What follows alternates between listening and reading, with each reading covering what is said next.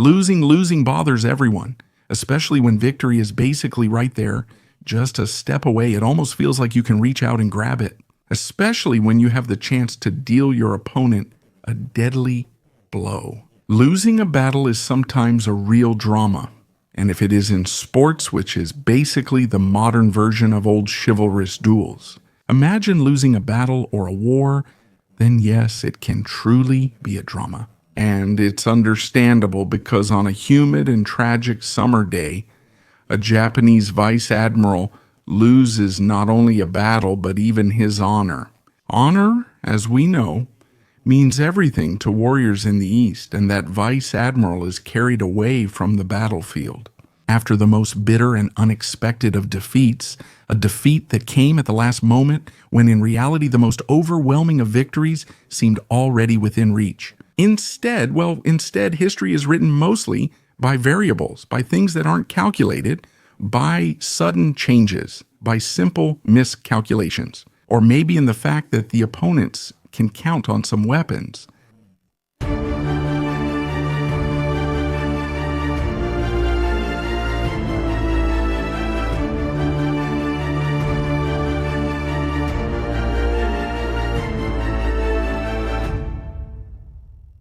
On June 4th, 1942, Fuichi Navumo, Vice Admiral of the Japanese Combined Fleet, commander of the aircraft carriers. He is confident, at least that's how he appears at dawn. 6 months earlier, his loyal men, led by Commander Minoru Genda, delivered an uppercut, as they say in boxing jargon, a deadly blow to the jaw of the United States Navy on December 7, 1941.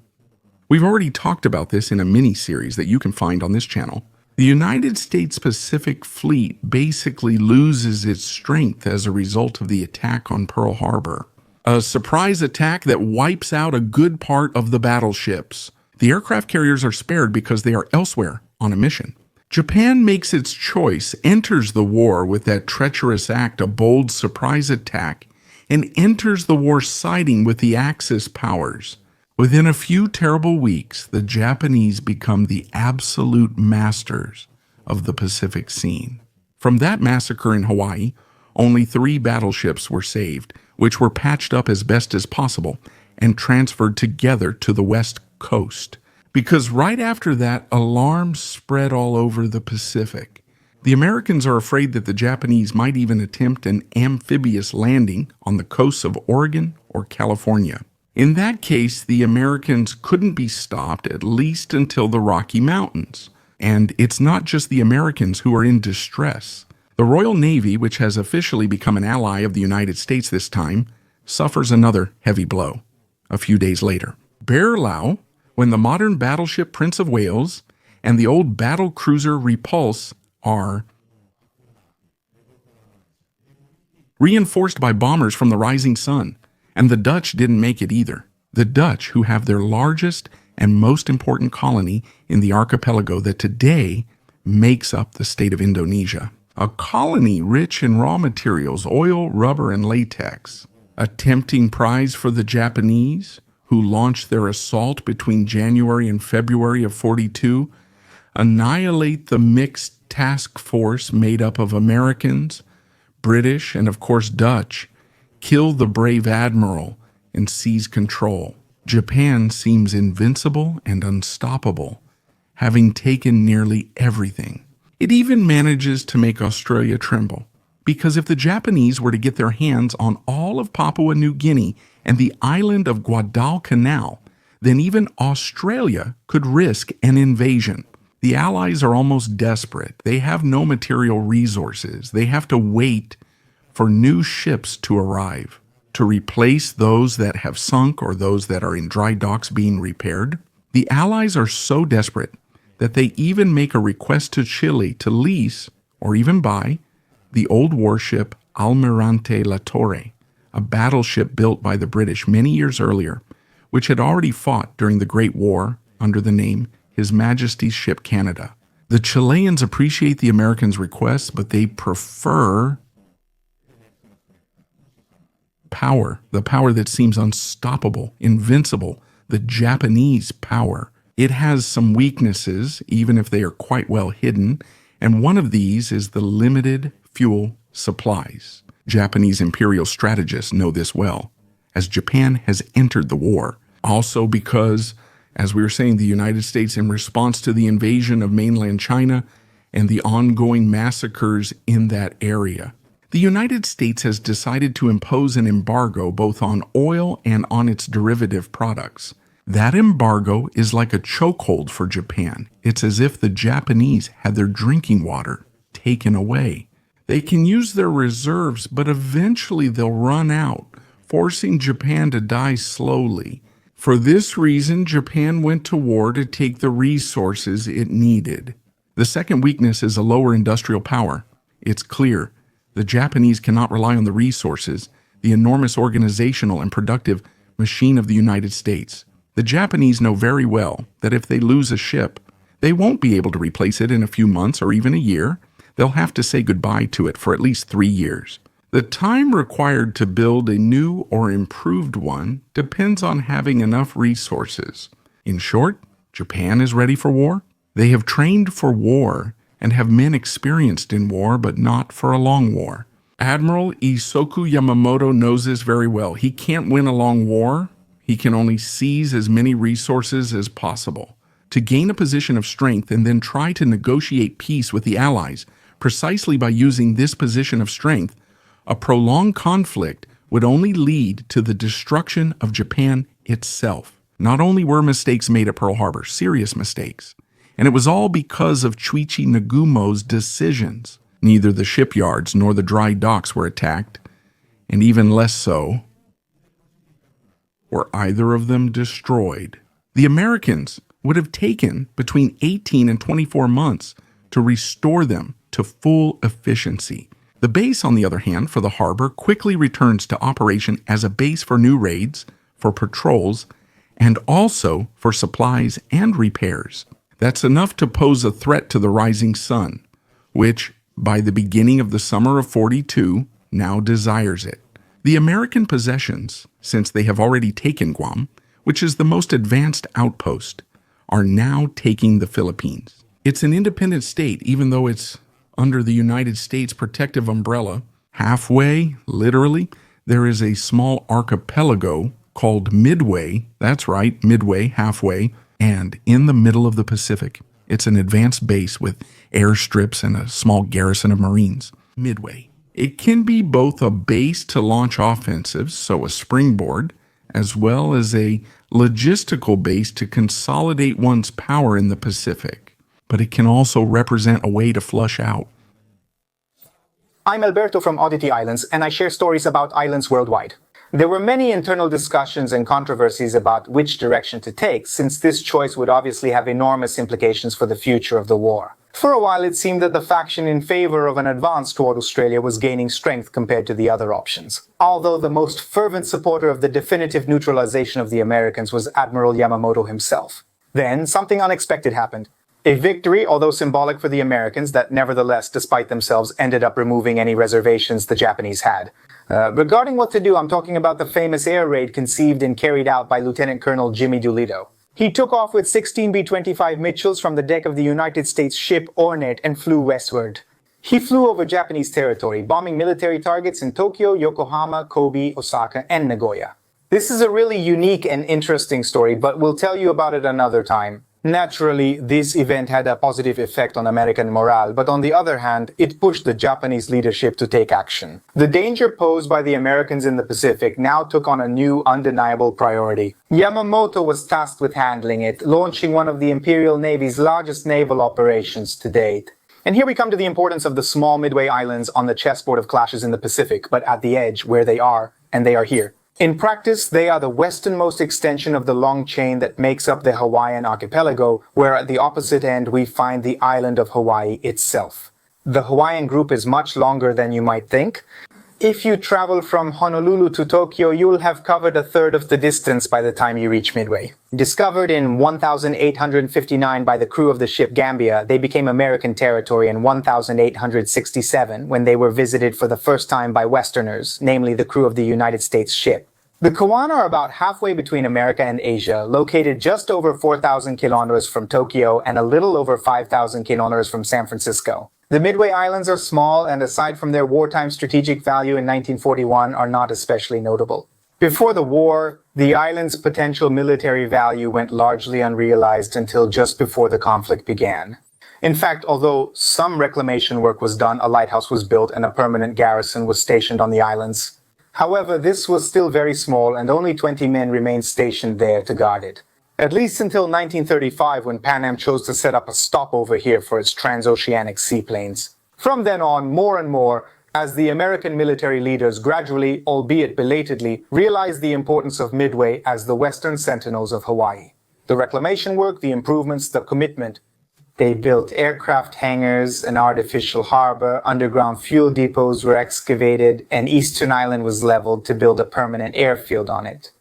Very soon, the strengthening of the islands would play a crucial role because now they would become the focal point of a vast Japanese naval operation. Yamamoto's plan involved 6 attack groups, with Group 1 led by Yamamoto himself, and ready to deliver the final blow to the ships. The surviving planes from Group 2's aircraft carriers, Group 2 was tasked with destroying island defenses and American carriers. Group 3 was the amphibious assault unit designated to occupy the islands. Group 4, or the Northern Group, was responsible for attacking and briefly occupying part of the Aleutian Islands further north, aimed at diverting attention from the real operation at Midway and targeting military sites on Kiska and Attu.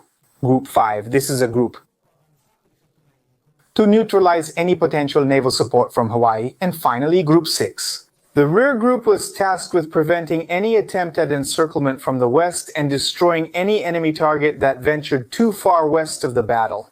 A perfect plan on paper. What could go wrong? I was calling you. He knows very well that those aircraft carriers that escaped from Pernambu represent a threat, so he wants to flush out the enemy, an enemy that has passed to other commanders and is no longer there. Osmond Kimmel has been dismissed, being blamed for suffering the defeat at Pernambu. In his place is Admiral Chester Nimitz, who has already tried to test the strength of the Japanese. He relied on William Bull Olsey, an impetuous admiral, perhaps even too much so, who went around provoking the Japanese throughout the Pacific, with his task force based on the aircraft carrier Enterprise. But Olsey isn't just stubborn, he also has psoriasis. It's often called a skin rash, but it's actually a more serious condition, to the point that Nimitz himself ordered him to disembark and go to a military hospital to get treatment. Temporarily taking Olsey's place is the other admiral. This admiral for whom not everyone has available positions. Spruance, who is known for being conservative and cautious, is the one to bet on. But he is a skilled strategist and is chosen by Nimitz specifically for the most delicate operation. Nimitz also has an ace up his sleeve, the frigate captain, who is later promoted to captain of Vasho. Leighton is a cryptographer and intelligence expert. Leighton had warned Asben, a concentration of battleships offshore. Leighton had issued a warning. Nimitz's predecessor hadn't been listened to. He kept his position. And when it was time to go on the offensive, Nimitz asked him for information.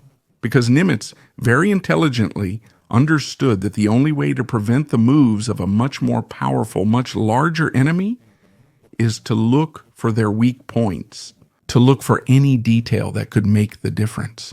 Well, Leighton investigates everything he can get his hands on. All the fragments of Japanese communications the American Navy's intelligence has already managed to break part of the Japanese communication code. He can't read complete messages, but from various fragments, he's able to reconstruct the strategy. For example, Leighton. He informs Nimitz as early as May that Nagumo has been assigned to carry out a large-scale operation in the Pacific, a sort of showdown. The Solomons and Guadalcanal were just warm-ups, to put it simply. The time has come for a large-scale battle. A large-scale battle can only occur if the forces are evenly matched. But if you're outnumbered, think about it. The Japanese strategy also relies on numerical superiority. It's evident in the core of modern aircraft carriers, with trained pilots who have already proven themselves. They are accompanied by 4 fast battleships, the former Congo-class cruisers. And it has a surface fleet core that revolves around the 2 largest battleships in the world, the Yamato and the Musashi. What can the United States use against them? 3 aircraft carriers, one of which is the Yorktown, patched up as best as possible after a recent battle in the Pacific. And then a few cruisers and smaller ships, not much at all. And so that's why it's crucial for them to have accurate information. One of the messages or parts of a message intercepted by his men concerns the Japanese intention to lure the Americans into a trap by hitting a target. And it seems that this target has been left without drinking water. By intercepting the various messages and comparing them with what is happening on the American side, Layton reconstructs the whole chain and understands that the Japanese target is the Midway Archipelago, because the local base accidentally sent a message in plain text saying exactly it broke down, but the problem was fixed within 24 hours, so there was no issue. But the Japanese intercepted that message. After all, it was in plain text, and they basically used it to define their target without using the name Midway. At that point, it's clear what the Japanese want to do. The Japanese want to lure the American fleet into a trap. They want to send the carrier group to bomb the islands. They then position near the distances, intercepts, and may sink the fleet if the American fleet escapes the submarine trap. The surveillance carried out by the large Japanese seaplanes should be able to intercept the entire fleet and sink it, providing the coordinates both to Navumo's fleet and to the main force of the Nihokai. Guncha, using the super battleships, could strike from over 30 kilometers away, but Layton warns both Nimitz and Spruance. It is necessary to be much more decisive, determined, and to avoid any traps. At dawn on June 4, 1942, Nagumo positions his fleet and attacks. Midway sends its bombers to attack the base and the airstrips, but it fails to prevent a squadron of twin-engine bombers from taking off right from Midway. That mistake will be fatal for him. Meanwhile, torpedo planes from Spruance's task force, which avoided Japanese surveillance, take off as reinforcements. But the Dauntless planes used as torpedo bombers aren't great. They're slow and not very maneuverable. The torpedoes don't always do their job. In short, the squadrons sent to strike with those torpedoes fall one after another. Victims either of the Zeros, which are mentally superior in speed, or of the Japanese anti-aircraft fire. After bringing the bombers back, Nagumo orders them to be rearmed to attack the American ships. But at that moment, on the scene, the bombers that took off from Midway, land-based bombers, do not cause any damage to the Japanese fleet. But they plant a doubt, the classic seed of suspicion in Nagumo's mind. Here, the bombers aren't coming from the aircraft carriers, they're coming from Midway. So Midway is still operational, which means there's a risk of being exposed to further attacks. Because the runways are still operational, Nagumo doesn't know that in reality, the runways at Midway have been largely damaged. He thinks that. So, as a result, he gives a counter order. The planes, which at that moment had almost all been rearmed to attack ships, need to be modified for a land attack. They're not the same weapons. The torpedoes have to be removed, the naval bombs have to be taken off, and it takes some time to install the land-based armament. Sometimes time is an enemy, and in this case, time is the enemy of Nagumo and his fleet. Because at that moment, as Zero fighters are launching from the aircraft carrier hangars, armed one after another with land bombs, others arrive on the scene. Dauntless. These are dive bombers that have the advantage of escaping when they're climbing up for the dive. When they descend to attack the Japanese fighters, only the anti-aircraft guns can resist them. These bombers climb, they keep climbing, undeterred by the fact that continuous fire keeps coming from those ships, and then they dive down. Paradoxical.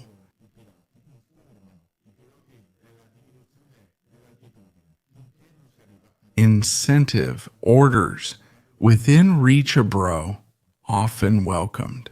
Once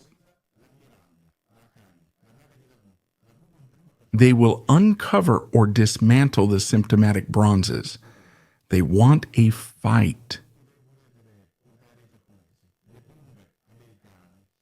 The bridges as if they were simply made of butter. And when the bombs hit the hangars, disaster happens. Also because besides setting everything on fire, they start triggering explosions. And the Japanese crews, although they are very well trained to rearm the planes and maintain them, don't have much experience dealing with multiple fires on board. Japanese aircraft carriers erupt in flames, explode, or lose control, spinning in circles as fire devastates them. Nagumo is in disbelief. He can't believe the Americans actually managed this. He is physically taken by his aides, loaded onto a launch, and moved to a cruiser. With his entire staff, Nagumo, still in shock, is no longer able to react. Admiral Yamamoto on the Yamato is informed of what happened. He, on the other hand, understood. He realized that the Americans somehow managed to impose a different, much more effective strategy. The aircraft carrier Iryu was saved, and it is ordered to attack the planes from the Iryu. They find the Yorktown, which, as we mentioned, had already been damaged days before, and they score hits that turn out to be fatal. But the work of Spruance's task force is not finished. Of course, not many planes have returned, and some are seriously damaged, but there is still a chance to intervene on the battlefield. On the other hand, there is still the Japanese aircraft carrier to strike. Of course, there won't be the element of surprise, and there won't be any more land-based bombers to intervene and disrupt the Japanese plans. But that last carrier, the Iryu, must be hit. Lieutenant Dick Best, who that day had already hit one of the Japanese carriers and had a small problem with his oxygen system. He inhaled caustic soda, which released a bacillus into his lungs. Of a terrible disease, tuberculosis. He recovers on board his Dauntless, leading a mixed unit in the assault on the last aircraft carrier. He bravely guides it and drops his last bomb in the center of the Iryu's flight deck, right in front of the astonished eyes of the ship's crew on the bridge. It's something incredible, a wonderful sight, and frightening.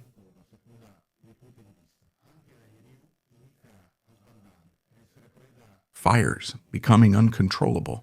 The Japanese themselves decide in the evening to abandon the ship, which can no longer be saved, and to scuttle it themselves to prevent the Americans from getting their hands on it. Thus ends the Battle of Midway, one of the three battles that marked the turning point of World War II and the very first one. In chronological order, they will be followed between October and November by the battles in North Africa, and then, around the turn of the new year, between December and the beginning of January 1943, Stalingrad. These will be the three decisive battles, the ones that tip the scales, which had been leaning toward the Axis, and from that moment on will clearly tip in favor of the Allies. The men who fought at Midway in the first battle, exclusively between aircraft carriers, without their respective battleships or cruisers coming into contact, will remember that day as something they had never seen before. Admiral Bulow Olsey himself, who will return to service after being treated for psoriasis, will realize that his men needed only one thing, a great injection of courage. And that courage, the courage shown by Dick Best and his pilots, will be an additional incentive for the Americans to reconquer the Pacific. Dick Best will pay a high price for his feats at Midway. He will never fly again. Tuberculosis destroys his lungs. His story is like many other young men who flew, fought, and many died that day. It would be something exceptional for millions of others as well, to put an end to the tragedy of the Second World War and to put away the dreams of glory and conquest of the bloodthirsty dictators. To the leaders of Germany, Italy, and Japan,